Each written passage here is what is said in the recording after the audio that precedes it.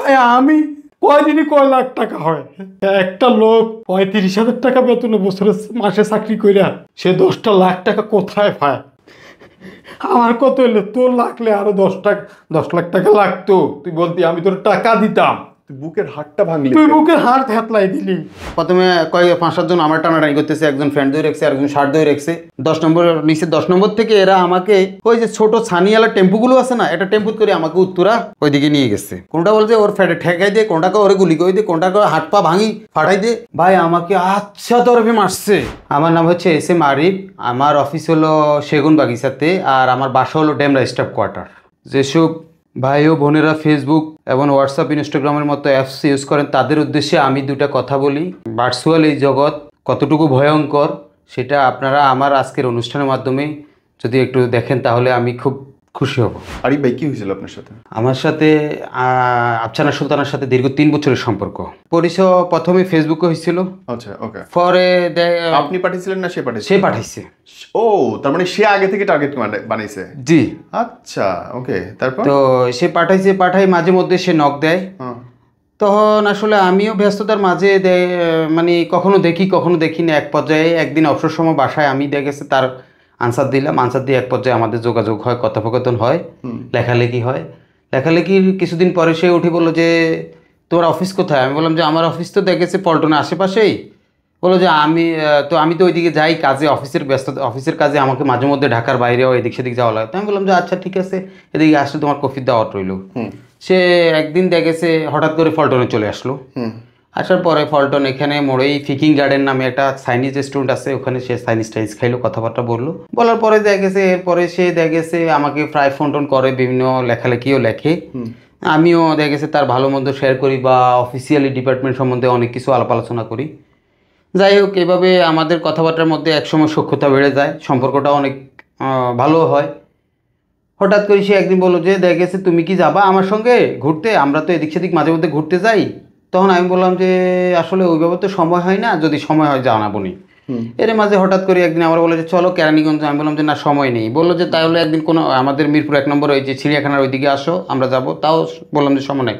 পরে বললো যে তুমি তো মাঝে মধ্যে দেখেছে বালুঘাটের ওইদিকে আসো অফিসের কাজে, তুমি আমার সাথে এখানে দেখেছে আমরা একসময় ইউসিবি চত্বর দেখা করব, একসঙ্গে দুপুরে লাঞ্চ করবো নি। পরে আমি একদিন গেলাম, যাক লাঞ্চ টাচ করলাম। এরপর থেকেই আমাদের মোটামুটি ভালো একটা সম্পর্ক হয়ে গেছে।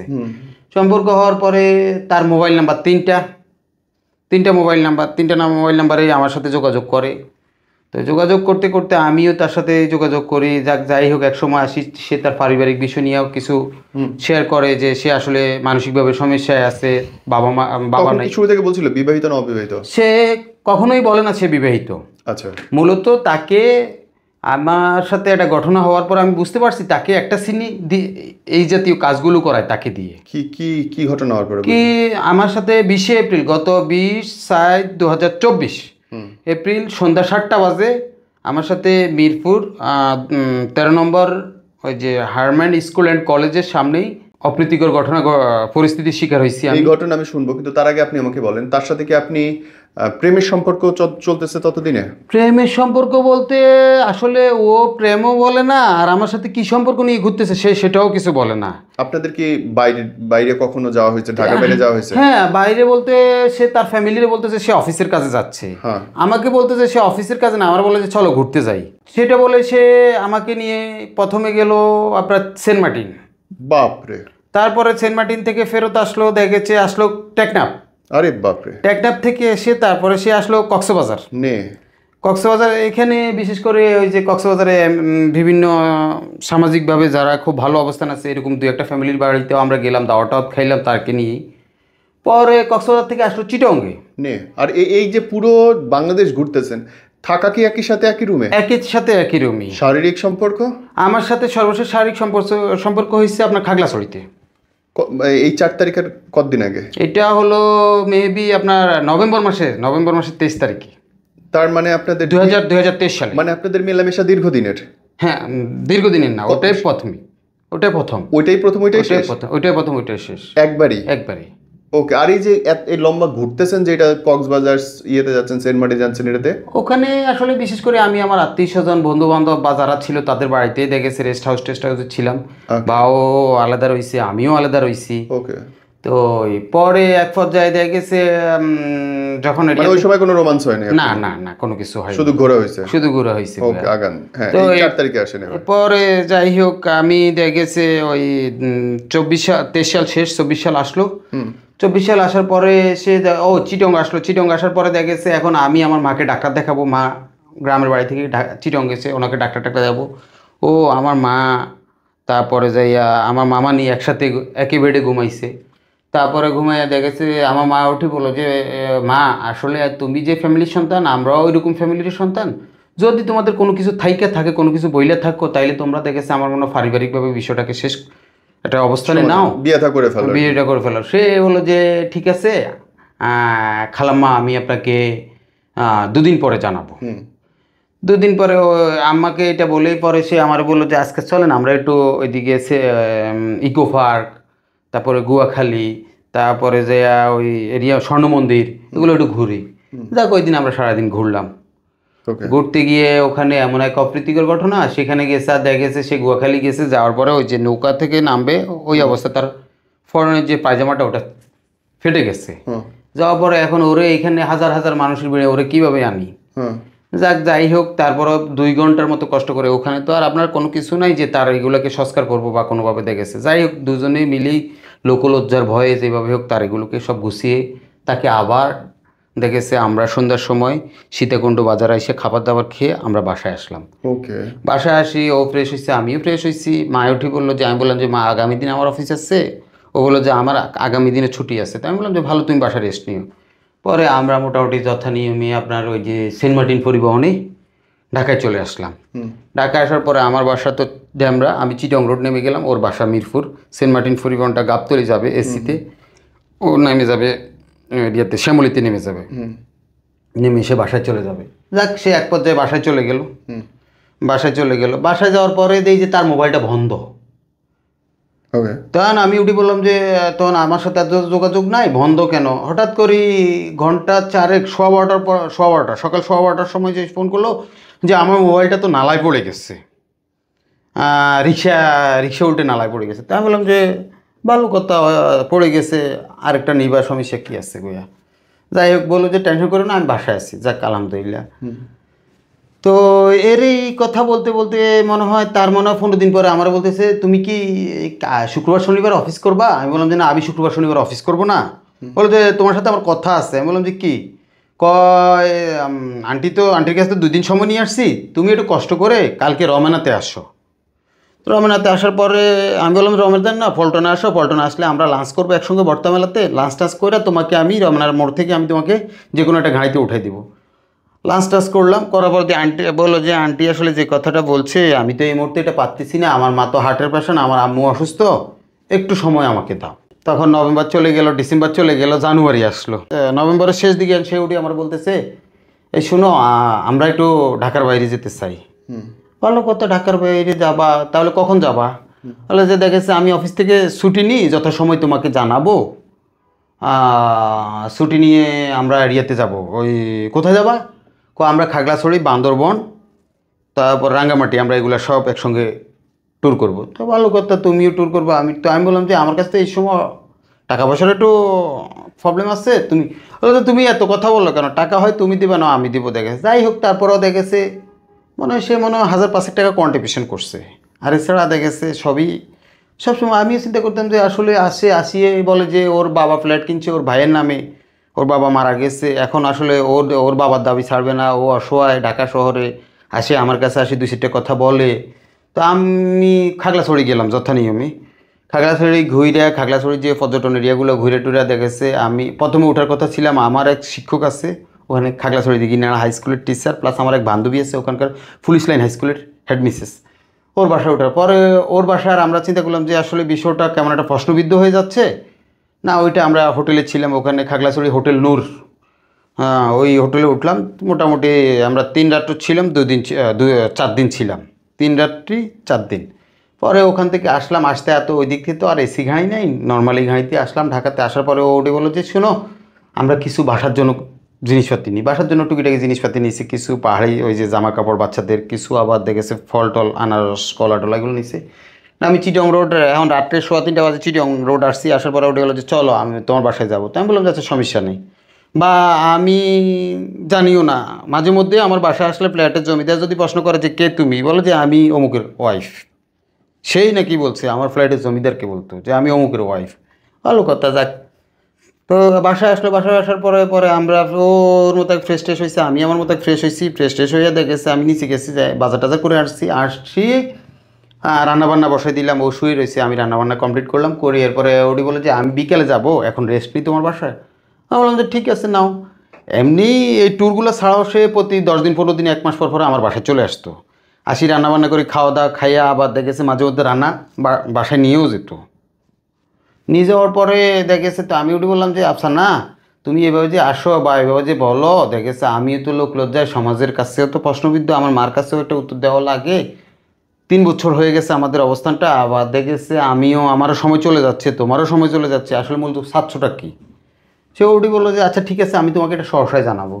তো সে আসলে অনেক ফল ফাঁকড়া টাকড়া, অনেক কাপড় সাপড়, অনেক কিছুই তো নিয়েছি, নিয়ে দেখে তারা নিয়ে আমি বিকালে নিয়ে স্টাফ কোয়ার্টার থেকে গাড়িতে উঠে দিয়েছি, সে যথানিয়ে বাসায় চলে গেল। এর মাঝে জানুয়ারি মাসে সে একদিন বাসা থেকে দেখা গেছে, তার বাসা কোথায় সে তার বাসার কথাও বলে না, আচ্ছা, তার মায়ের নাম কি সেটাও বলে না। একদিন কি আপনার কাছ থেকে কোনো টাকা পয়সা নিছে? হ্যাঁ, এই মাঝে মধ্যে 2000, 5000, 10,000 এভাবে নিত। সব মিলাই কত টাকা গেছে? আমার কাছ থেকে সে মিনিমাম কমের পক্ষে 10 লাখ টাকা আত্মসাৎ করছে। 10 লাখ? জি। ও মাই গড, আমার তো এবার পাশ মাটি ছুঁড়ে গেল। সে তখনও বলে না সে কোথায় চাকরি করে, সে সরকারি চাকরি করে, একটুকে জানি। তো এই পরে বলে যে দেখা গেছে আমাকে কফির তলব করছে। আমি বললাম কেন কফির তলব করছে? বললো যে আমি অফিসে আসতে লেট হয়েছে। তাই আমি বললাম যে কফির তলবটা একটু দেখি, সে দেখাবে না। তো আমি দেখলাম যে আসলে তো ওই আর্মি পার্সনদের তো কফির তলবের আপনার ওই কোনো ধারা কিছু থাকে না, ধারা টারা কিছু না, এমনি সাদামাটা তারা লিখে দেয়, এই পর্যন্ত শেষ।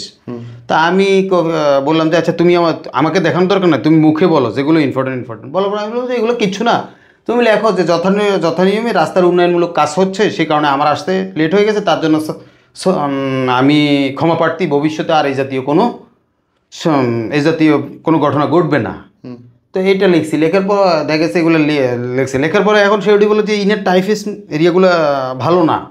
আমি বললাম তাইলে যদি এখানে না ভালো না লাগে তাইলে তুমি চলো, দেখেছে একটা রিক্সা নাও, দেখেছে এখানে ওই ফেস ক্লাবের উল্টো দিকে এখানে তোফখানা রোড এই গলিতে আমার কয়েকটা টাইফিস্ট আছে পরিচিত, এদেরকে বললো ওরা বসে করে দিব অল্প সময়ের মধ্যে। তো ওখানে সে নাবিল কম্পিউটার্স নামে একটা দোকানে বসে বলছে, আর ওরা করে দিচ্ছে। করে দেওয়ার পরে যাক দেখা গেছে সে পরের দিনই যথানিয়মে এটা অফিসে সাবমিট করছে।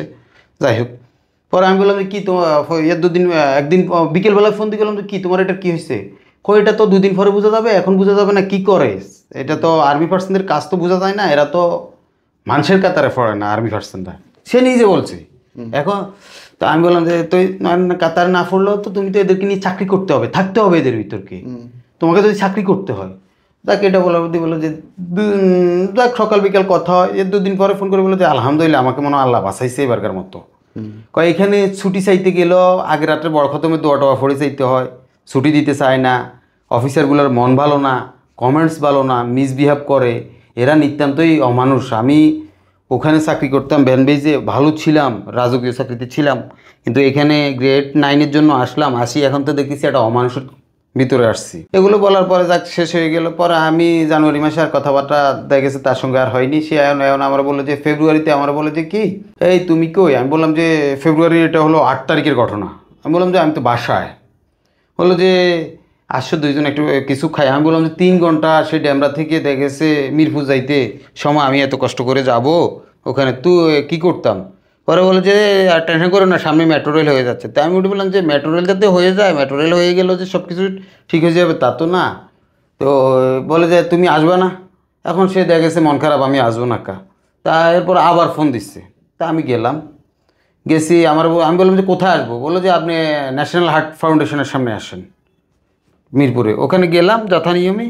যাওয়ার পরে আমার উঠে বলে যে আপনি তো আসতে লেট করে ফেলাইছেন, মনে করছিলাম আপনি আসলে এক কাজে 2 কাজ করবো।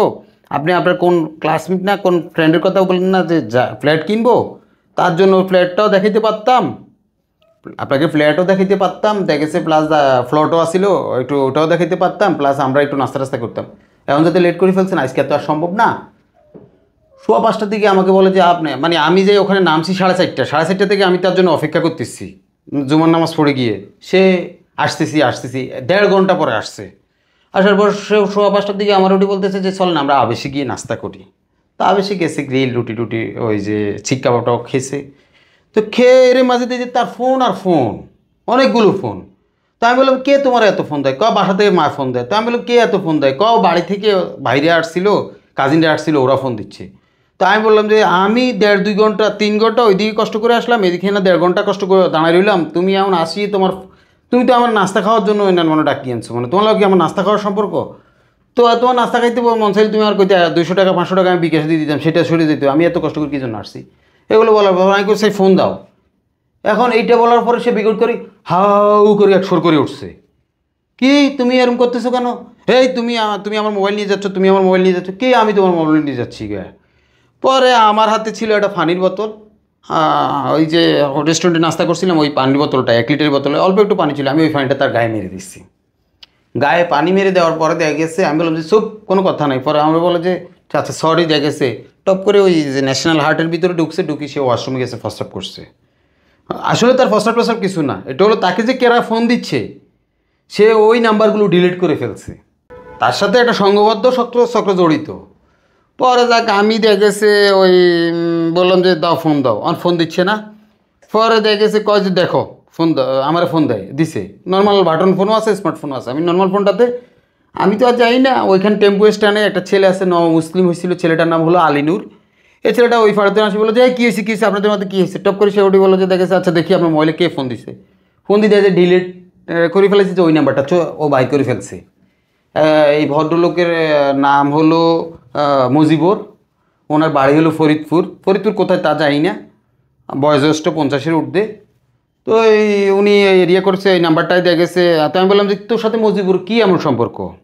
মুজিবুর বয়স 50 বছর, তোর বয়স 30 বছর। মুজিবুর তোর দাদু, ওই দিনও দেখলাম যে সিএমএসে তোরে দেখেছে 50 বার কল দিছে মুজিবুর। তুই যখন দেখেছে সিএমএসে ডাক্তার দেখাস, আমি তোর ব্যাগটা নিয়ে বসে রয়েছি, দাদু কল আইতেছে এরকম। কি মুজিবুর তোর মানে কোনো প্রতারক চক্রের তোর সম্পর্ক কিনা?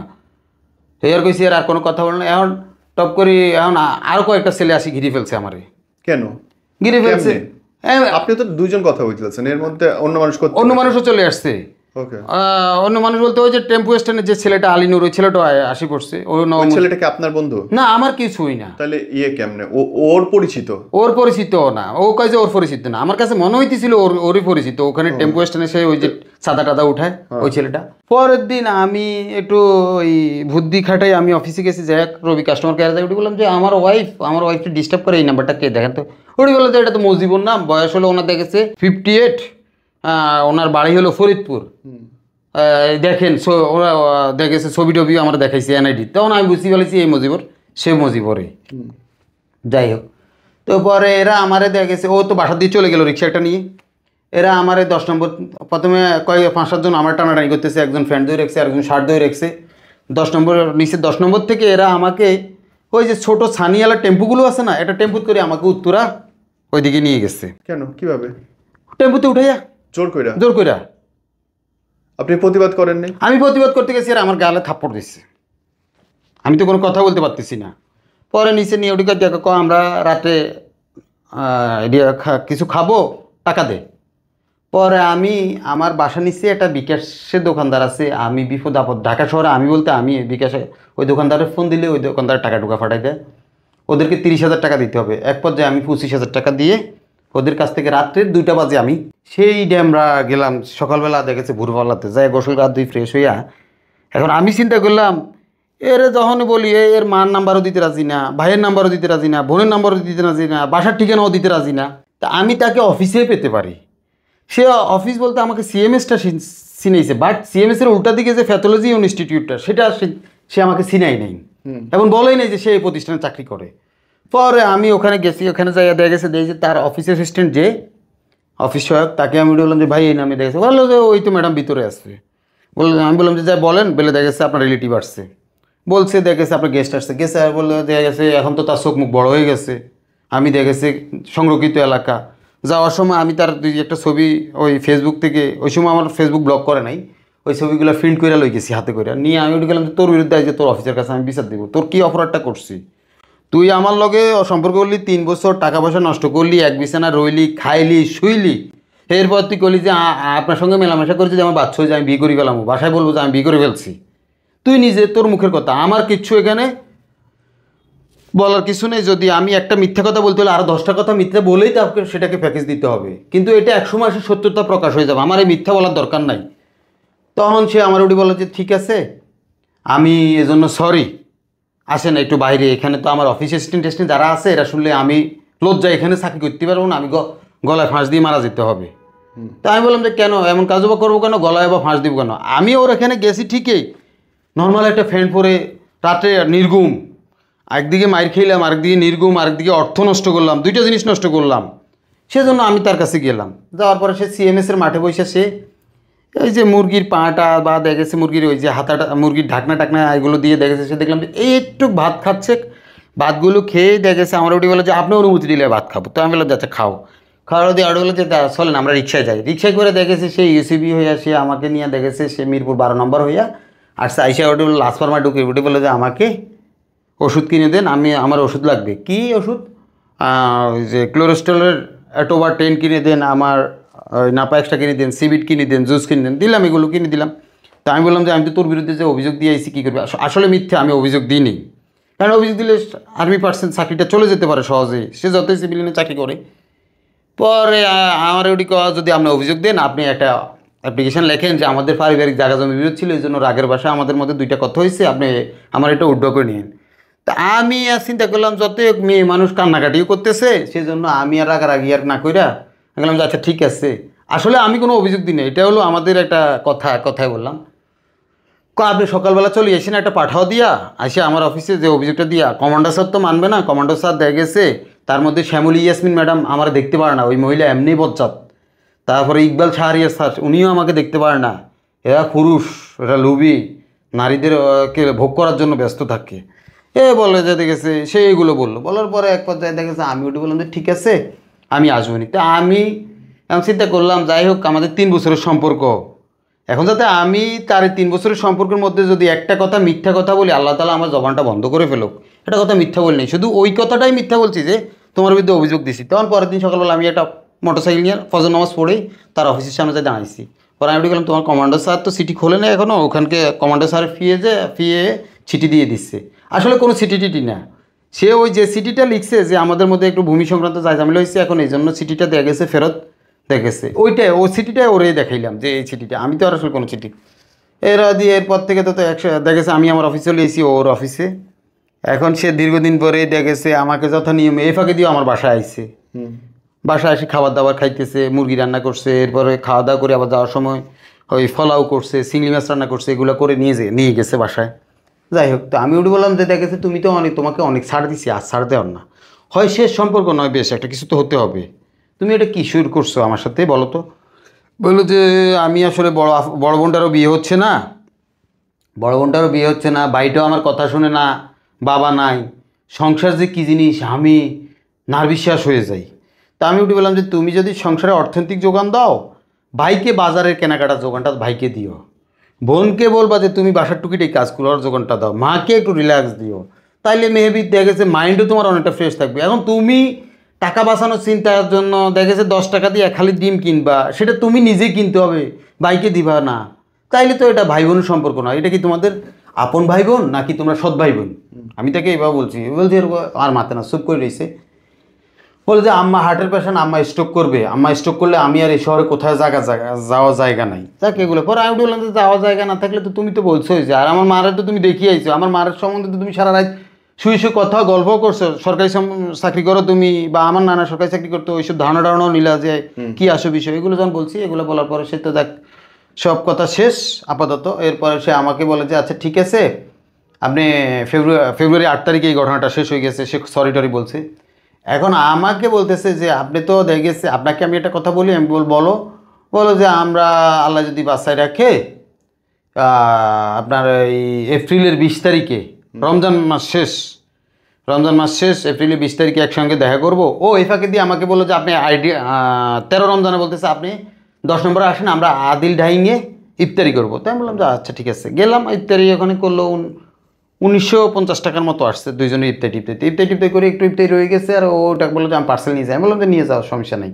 ইফতারি করে এরপরে দেখেছে, এরপরে আমি বললাম যে কী করতে চাও? আমি বললো যে আফসানা কী করতে চাও? আফসানা উঠে আমরা বললো যে কি 20 তারিখে আপনি না কার জন্য ফ্ল্যাট দেখার কথা, যদি ফ্ল্যাটটা দেখেন আপনাকে আমি 10 নম্বরে 2টা ফ্ল্যাট দেখাবো। ফ্ল্যাটটা দেখে 20 তারিখে ইনশাল্লাহ আমরা 20/6/2024 এপ্রিল আমরা ইনশাল্লাহ বা আম্মুর কথা আর কতদিন চিন্তা করব, বোনের কথা আর কতটুকু চিন্তা করব, হয় আমি কাজী অফিসে গিয়ে নিজের ইচ্ছায় বিয়ে করবো আপনার সঙ্গে, আর না হয় আপনাকে আমি একটা ডিসিশন দিয়ে দেবো। ওকে, আলহামদুলিল্লাহ, ভালো কথা। যাক, তা আমি বাড়িতে রমজান ঈদ করার জন্য বাড়িতে গেলাম। বাড়িতে যাই রমজান ঈদ করে আসলাম। ঈদ করে আসতে মিলতেই দেখে গেছে আমি আবার অফিস থেকে 2 দিন ছুটি নিয়ে গেলাম। মানে সরকারি ছুটি ছাড়াও আরও 2 দিন ছুটি বেশি নিয়ে গেছি। বাড়িতে আমার একটা অনুষ্ঠান আছিল ছোটো বোনের। অনুষ্ঠান শেষ করার পরে আমি আপনার এরিয়াতে গেলাম। ওই অনুষ্ঠান শেষ করে দেখেছে বাড়িতে দেখেছে আমি ছুটিতে, ওর অফিস করে, ও অফিস করে নাই, মানে ওই দিন অফিস থেকে ছুটি নিছে। ও অফিস করে মানে ছুটি নিয়ে আসি আমাকে খুঁজতেছে আমার অফিস কোথায়। তা আমি আসলে 2টা জায়গায় অফিস করি, এক জায়গায় না। আমার 2 অফিসে গেছে সে, এক জায়গায় গেছে। আর একজন উঠে বললো যে উনি তো সবসময় আসে না এই অফিসটাতে, কিন্তু উনি আমাদের এই জায়গার লোক, এখান থেকেই সব নিয়ন্ত্রণ করে। কিন্তু বাট উনি অফিস করে রাস্তার ওই পাশে যান, দেখেছে ওনাদের তো পোস্টিং যোগ্য চাকরি, ওনারা যখন যেখানে মন চায় ওখানে চলে যায়, ওখানে গেলে পাবেন। ওখানে গিয়েই আমার এক কলিগ ছিল, জুনিয়র কলিগের পাশে যাই বসছে। বসার পরে আমার জুনিয়র কলিগের লগে সে গল্প টল্প করতেছে।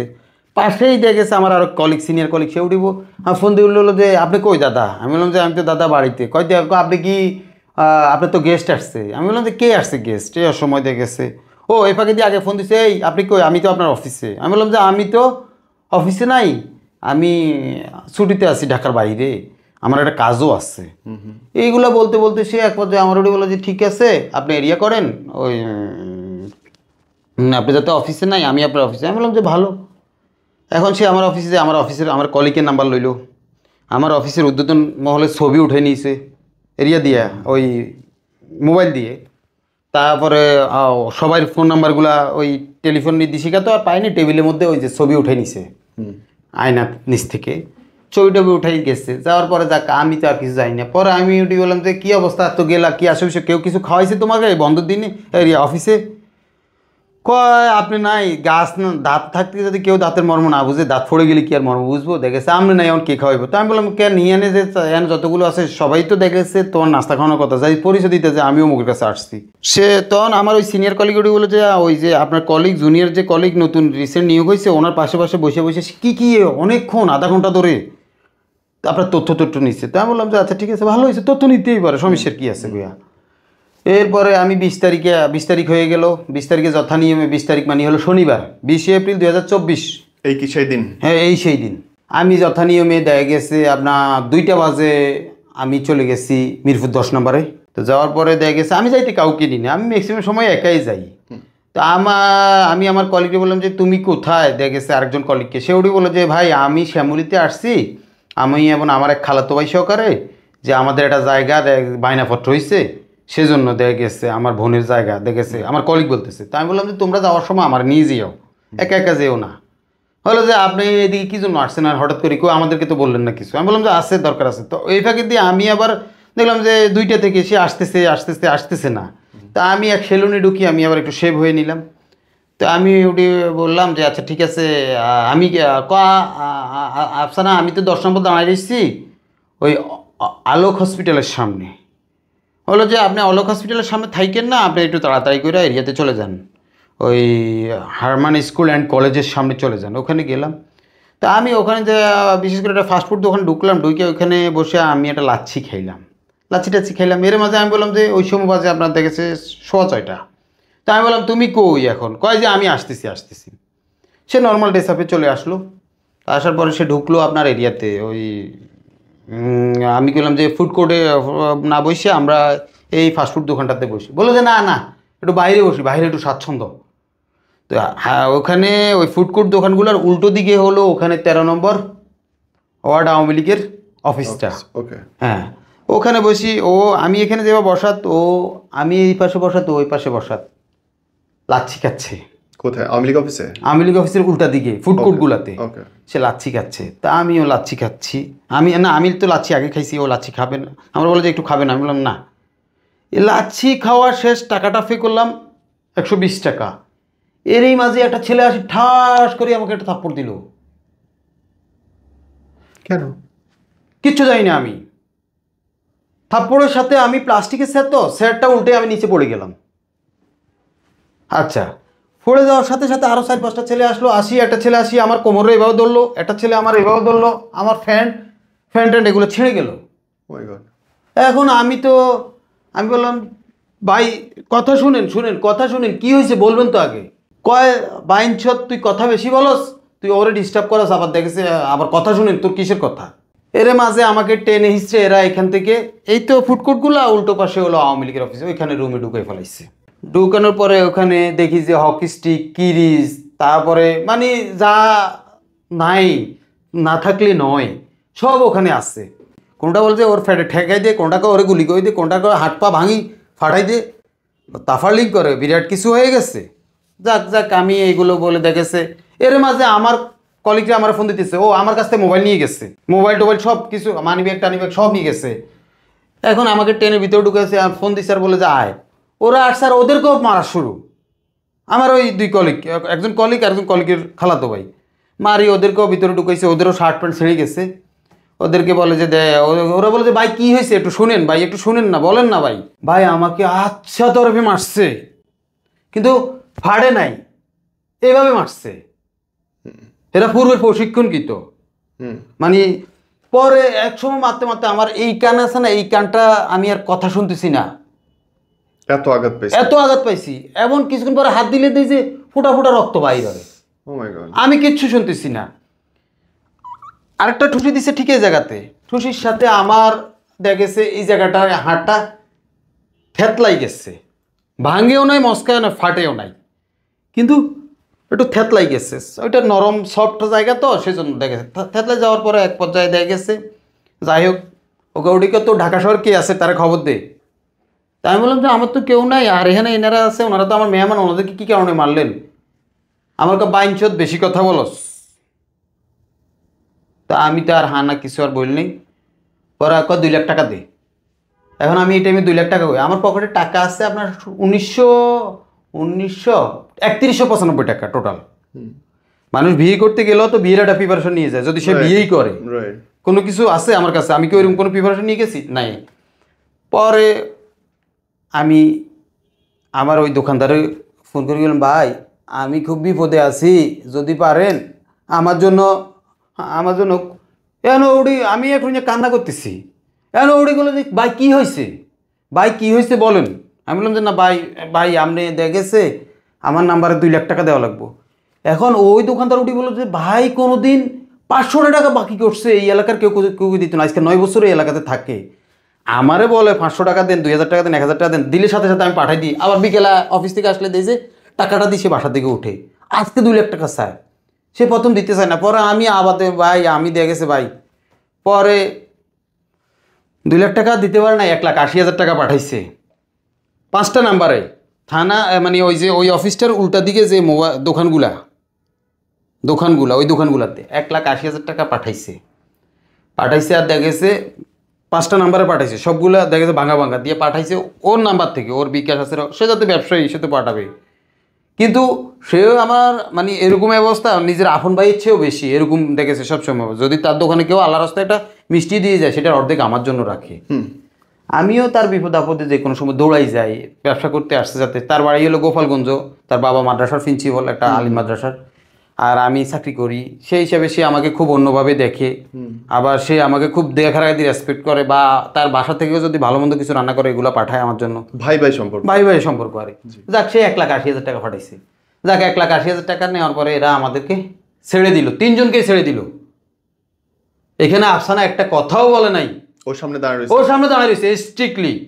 ওই সময় 200-250 পোলা পাইন চলে আসছে, 200-250 পোলা পাইন, একটা কথাও বলে নাই আফসানা। এক পর্যায়ে আফসানা দেখা গেছে কোনো কথা না বলেই দেখা গেছে আফসানা দেখা গেছে দাঁড়িয়েছে।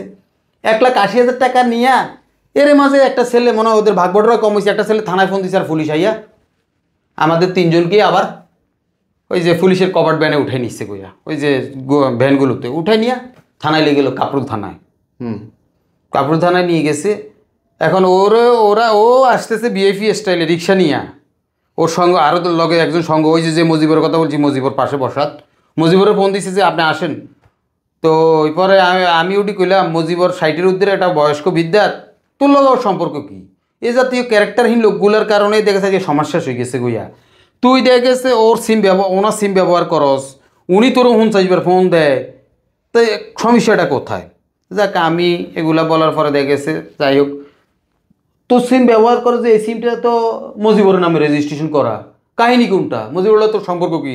মজিবরের বাড়ি হলো ফরিদপুর, তোর বাড়ি হলো টাঙ্গাইল, দেলদুয়ার উপজেলা লাউহাটি হেরস্তপাড়া, তোর বাবা হইলো মণিপুর স্কুলের টিচার, তুই টিচারের মাইয়া এরকম লিখা। যাকে এগুলা বলতে মিলতে দেখেছে, সে আমাকে দেখেছে থানায় নিল। থানায় নেওয়ার পরে ভাই এক তো আমি অসুস্থ, বুকে ব্যথা, কথা বলতে পারতেছি না ভাই, আরেকটা হলো কানে শুনতেছি না কে কী বলে। হঠাৎ করে আরেকজন এসআই আসিয়া কী হয়েছে ওখানে ওই থানার কাজে ছিল শুধু মনে হয় এই জাতীয় মেয়েগুলো করে দিয়া ছেলেগুলো আটকাইয়া টাকা উদ্ধার করা, কাপুর থানার কাজে ছিল এটা। এবং আমি ওসি মহোদয়ের কাছে যাই বললাম যে স্যার আমি মাফ চাই যদি আমার কোনো ভুল হয়ে যায়। ওসি কয় কোনো কথা নাই, এখন কে আছে তা তো জানি না। ওসি কয় কোনো কথা নাই, 10 ধারা মামলায় ওরে চালান দিয়ে দাও। তাই আমি বললাম স্যার আমি একটা চাকরি করি, চাকরিটাও চলে যাবে, প্লাস আমি দেখেছি লোকলজ্জায় সমাজে মুখ দেখাইতে পারবো না স্যার, আমি কোনো দুইজনও সুইজনও অপরাধও ন।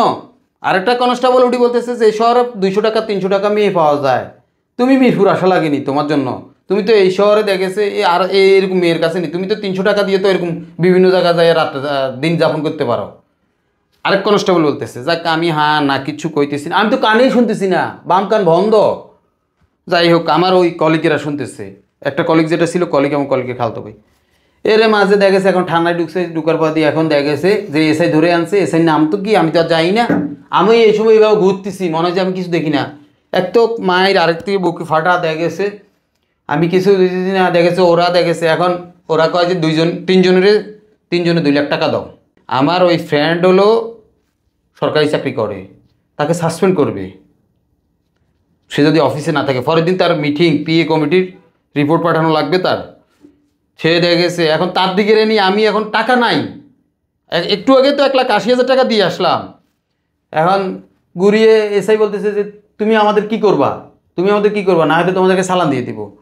এখন আমি জানি যে বলে যে 10 ধারা মামলায় চালান দিব, তা আমিও আসলে ল বেশি দিন পড়িনি, আমি ফার্স্ট ইয়ার পড়ছি লর।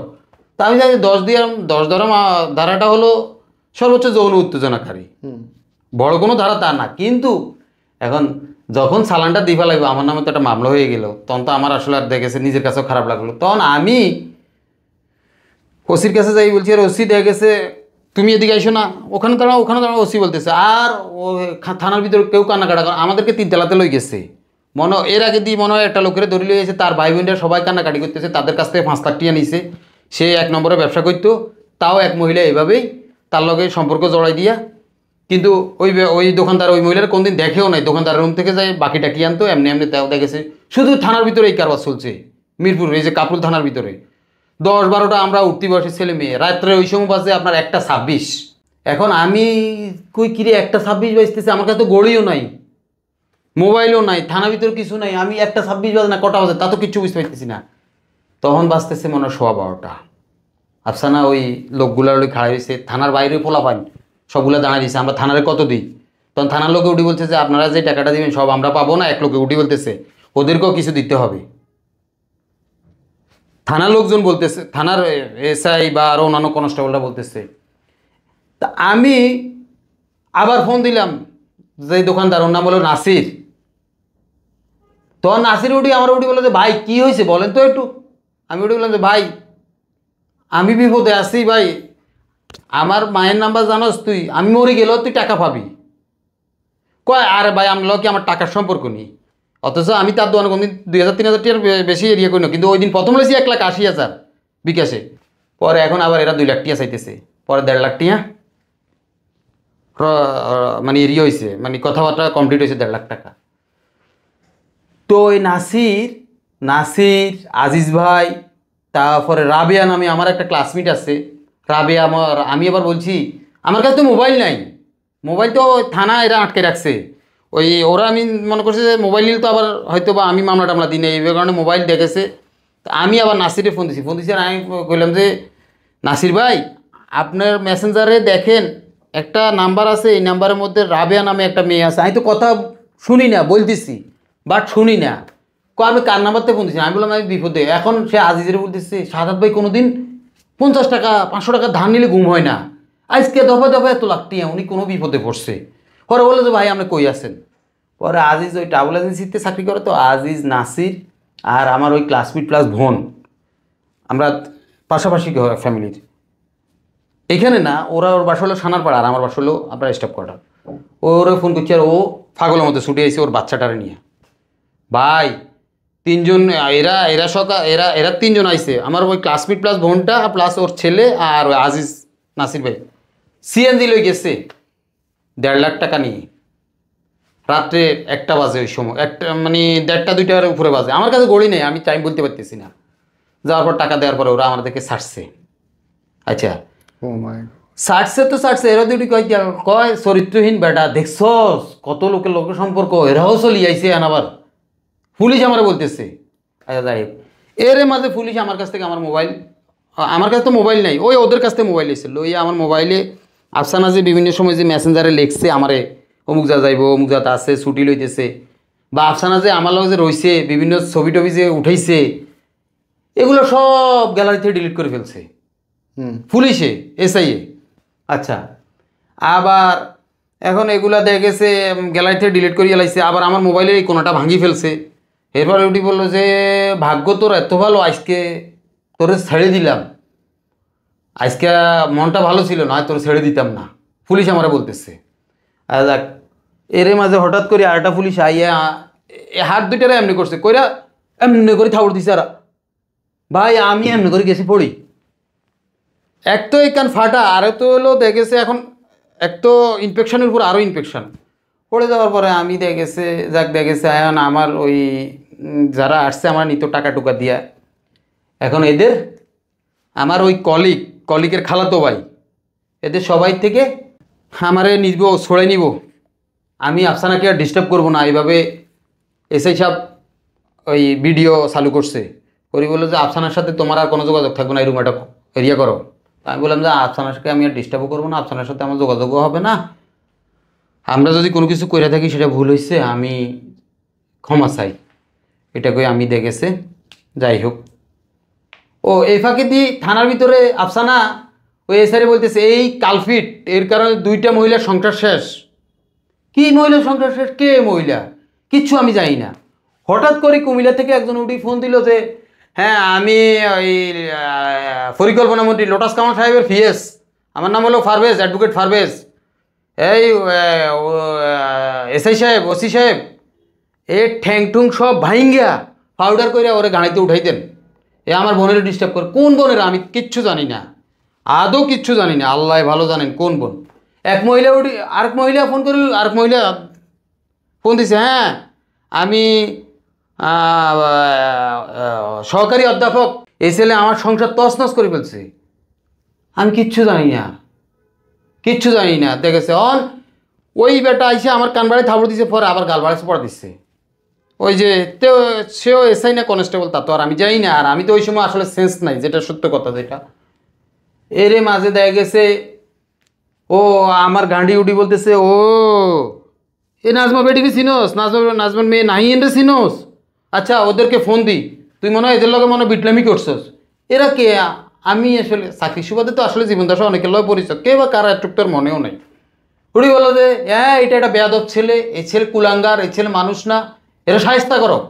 আপনার ফোন থেকে ফোন দিছে? না আমার ফোন থেকে না, মানে তারা তাদের ফোনে এসআইরে ফোন দিচ্ছে। আচ্ছা, তখন এসআইরে এগুলো বলতেছে, এসআই লাউড দিয়ে দিছে আর স্পিকারটা দিয়ে দিছে তাদের ফোনে, মানে আপনার ফোন থেকে? আমার ফোন থেকে না, আমার ফোন তো মানে তাদের তাদের সাজানো লোক তার মানে? হ্যাঁ হ্যাঁ। আচ্ছা, তো আমি তো দেখে ফাইনালি কি হলো? আপনি মুক্তি পেলেন করে? বলতেছি এখন দেখেছে, পরে তো আমি আর কিছু তো আর যাই না। দেখেছে যাই হোক, হঠাৎ করে দেখেছে যাই হোক, আমাকে তো দেখেছে এরা ওই এখন মুসলেখা নিচ্ছে। প্রথমে লিখিত নিচ্ছে যে আমি আর আফসানার সাথে বাকি জীবনে সাদা কাগজে বাকি জীবনে যোগাযোগ হবে না। পরে উঠি বলে যে সাদা কাগজ হবে না, এবার ভিডিও করো, ছবি নাও। ছবিও নিছে, মৌখিক জবান নিছে, লিখিত নিছে। হেরাদি বলে যে এটা ওর নামে একটা সাধারণ অভিযোগ দিয়ে রাখো। এরপরে একটা সাধারণ অভিযোগ দিল। আচ্ছা যাক, সাধারণ অভিযোগ দিল, সব করে আমরা চলে আসলাম, এরাতে চলে আসলাম। আর আফসানার লগে গত 4 মাস আমার কোনো যোগাযোগ নাই, আমি যোগাযোগ করতে চাই না। এখন আফসানা মূলত হলো দেখা গেছে এই যে আমাদের যে ওই যে কয়দিন আগে যে পিএইচইর গাড়ির ড্রাইভার যে আবেদ আলীর বাসায় আবেদ আলী এবং প্রিয়নাথ শাহ নামে একজন অডিটর ছিল, তার মেয়েদেরকে প্রাইভেট পড়াইতো। ওদের লগে ওই সুবাদে ওদের লগে পরিচয়। ওই সুবাদে আফসানা 2টা চাকরি ভাগাই নিছে, সরকারি চাকরি। প্রথমে ব্যান বেজে যেটা সেটাও কানের মধ্যে ডিভাইস লাগাইয়া ফক্সি পরীক্ষা দিয়ে চাকরি লইছে। পরে আমি তার বিশ্বস্ত কারোর কাছ থেকে খবর লইছি। পরে যেটা লইছে 9ম গ্রেডে সেটাও তাদের কাছে। এই আফসানা গত দেখা গেছে 19 সালে সে দেখা গেছে এদেরকে নিয়ে গেছে সেন্ট মার্টিন বেড়াতে গিয়ে এখানে একের অধিক পুরুষের সঙ্গে মেলামেশা করছে। মেলামেশা করার পর বাচ্চা হয়ে গেছে কইয়া। বাচ্চা হয়ে যাওয়ার পর সে বাচ্চা জরাই সহকার কেটে ফেলছে। কেটে ফেলে কারণ হিন্দু মুসলিম কোনটা ছিল না, তো সব জাতির লোক মেলামেশা করছে। এই জন্য ওই দেখা গেছে সে এখন জরায়ু কেটে ফেলছে। তার কাজে হলো এখন এই কাজটা করা।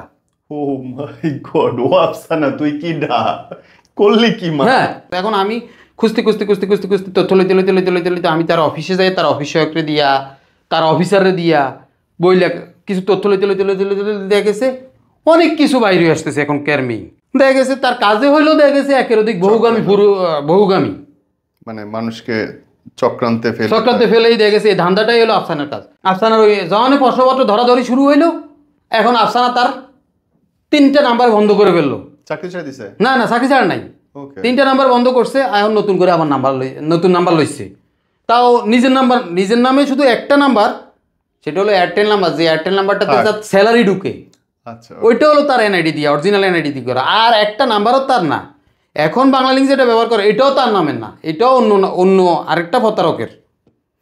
তার কাজে হলো মোবাইল হলো 3টা মোবাইলে সারাদিন সে আমাকে যখন ফোন দিত বলতো যে আমি ব্যস্ত, অনেক কাজ করি, কষ্ট করি, পুরুষ মানুষ কি এগুলো বুঝে? অথচ দেখা গেছে তার মোবাইল সারাদিন কানের থেকেই নামে না। তার অফিস কলিগদের কথা সারাক্ষণ তার মোবাইলে দেখেছে।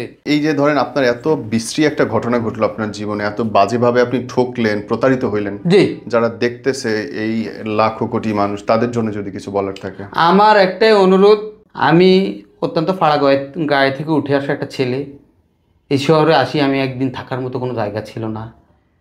তারে মাঝে আমি জীবনে 3 নম্বর চাকরি করতেছি, এটা আমার, এবং যতটুকু করছি এটা আমার মেধা বলেই আমি এখন পর্যন্ত টিকে আছি। তো আমি আমার এই অনুষ্ঠানে আমি শ্রদ্ধেয় বড় ভাই বা স্যার আপনার কাছে বিনীত অনুরোধ যে আমার মতো এরকম যাতে কোনো লোক কোনো প্রতারকের ফাল্লায় না পড়ে। এবং শেষ আমি পুরুষ মানুষ একটা কথা বলবো, মেয়েদের উদ্দেশ্যে একটা কথা বলবো, ছেলেদের উদ্দেশ্যে একটা কথা বলবো, যদি তোমাদের কারোর কোনো শারীরিক চাহিদা থাকে, তোমরা হোটেল মোটেল রেস্টুরেন্টে যাও, প্রয়োজনে ওই যেখানে পতিতাভিত্তিক খদ্দর আছে ওই জায়গায় যাও। বিচার আমি এই দেশে কোনো পুলিশ প্রশাসন আইন আদালত কারোর কাছে পাবো না। আমাদের যে রাষ্ট্র যে হাহাকার চলছে এখন, আমাদের মতো মধ্যবিত্ত ফ্যামিলিদের জন্য এই রাষ্ট্র নয়। আমি ধারণা করি এই দেশ খুব তাড়াতাড়ি বদল হবে ভাই। হতাশার যে কথা বললেন আপনি, প্রত্যেকটা কথা আমার কলিজায় লাগছে এবং আমি নিজেও একসময় অনুভূতি পাই। আমি কয়দিনে কয় লাখ টাকা হয়, কত দিনে কত লাখ টাকা? একটা লোক 35,000 টাকা বেতনে মাসে চাকরি কইরা সে 10টা লাখ টাকা কোথায় পায়? আমার কত হইলে তোর লাগলে আরো 10 লাখ টাকা লাগতো। তুই বলতি আমি তোর টাকা দিতাম, তুই বুকের হাড়টা ভাঙলি, তুই বুকের হাড় থেতলাই দিলি, তুই আমাকে মায়ের দিলি, টাকা নিলি, সময় নষ্ট করলি, অপমান করলি। আমরা কি সামাজিকভাবে কি লোকলজ্জা, আমাদের কি কোনো স্বীকৃতি নাই? তোর সাথে আমি কি এমন জঘন্য অন্যায় করলাম? কথা বলেন, প্রতিবাদ করেন, না হলে এইরকম ঘটনা আপনার জীবনেও ঘটবে। আল্লাহ মাফ করুক যেন না ঘটে, কিন্তু ঘটলে প্রতিবাদ করেন। টেক কেয়ার ভাই, আসসালামু আলাইকুম।